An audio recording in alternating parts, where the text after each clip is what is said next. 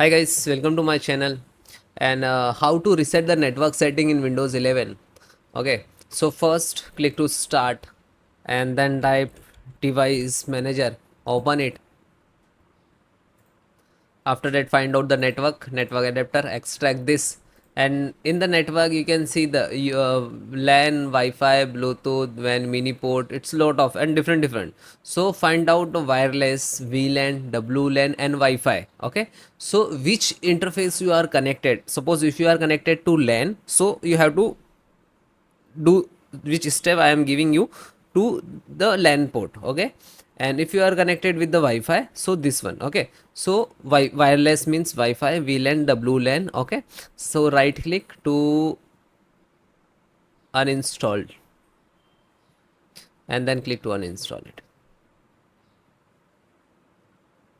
Okay, after that it will remove.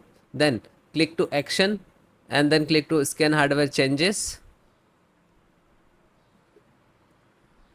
Okay, then it will come again. Okay, means your network setting it's resets. Okay, then close it. Then next step. So click to start. Next step, click to start, then setting. After that click to network and internet, and then after that slow down, click to advanced network setting,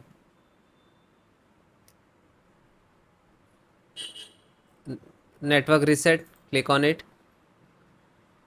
and then click to reset now, and then click to yes, and then close it.